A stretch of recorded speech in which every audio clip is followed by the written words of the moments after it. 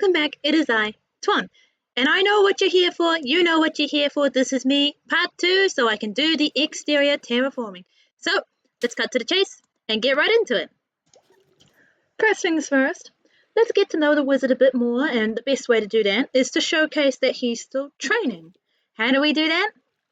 He blows things up. I thought that would be quite funny to have like a mini crater beside his house. If I was training how to use magic, I'd make a lot of mistakes too. Now, when it came to the explosion site itself, I had a lot of fun experimenting with blocks and playing with different palettes and stuff because I wanted there to be depth. I didn't want it to just all be one color. I wanted texture and other things, and I do come back and add more detail later on. For the tree, this was the very second time I made my own custom tree. So I was really scared that I would do something wrong, like it would look off, and so it was quite hard to actually edit this part of the video because I was constantly jumping back and forward to make sure it looked right. And I don't want to be all chaotic and blurry. So if it seems a bit jumpy and sudden changes to the tree, that is why I was like a bunny rabbit jumping back and forward to be like, is it good? Is it okay? I can't remember which YouTuber, but I do remember a quote. If you know who it is, let me down in the comments. I want to shout them out because I love this advice. I remember someone mentioned when they were making custom trees that you always want to make sure that there's room for the birds to sit in the tree. And that really stuck with me. So yes, I do have a tree and I'm working hard, but I'm also trying to leave space so that parrots could sit in there, or maybe I could sit in there.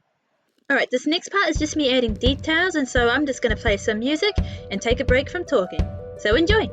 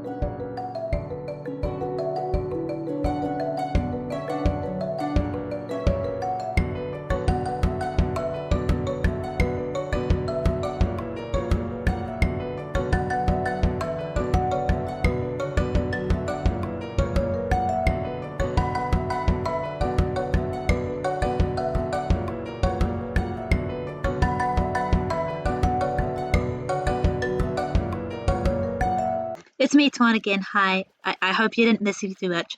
I'm back to commentating. Let's go! Now let's solve a burning question you might have if you don't know me too well.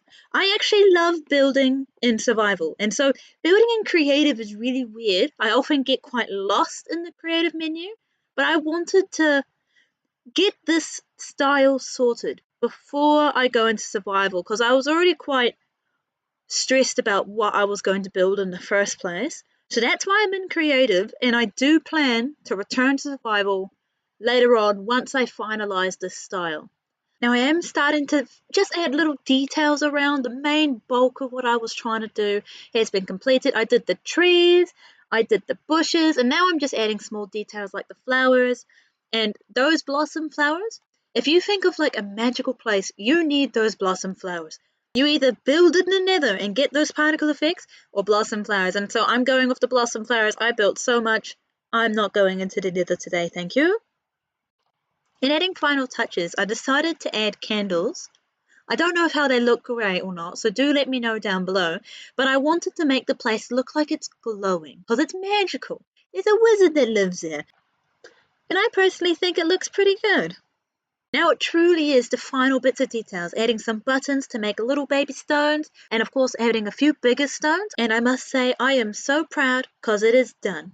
Just look at it! Even at night time it glows, it's so cute! For I've never built a wizard's house before, I've never built anything magical before.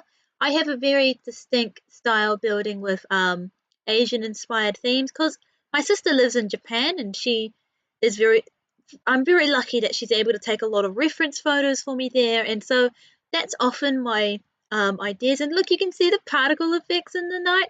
All right, let's go inside. This is the effect. I will fix the path when I get other structures.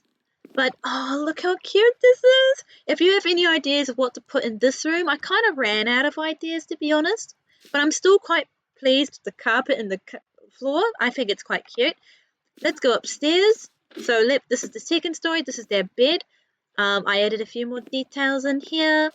The vine is a nice touch. There's string everywhere, by the way, just to make sure the vine is as controlled as it can be.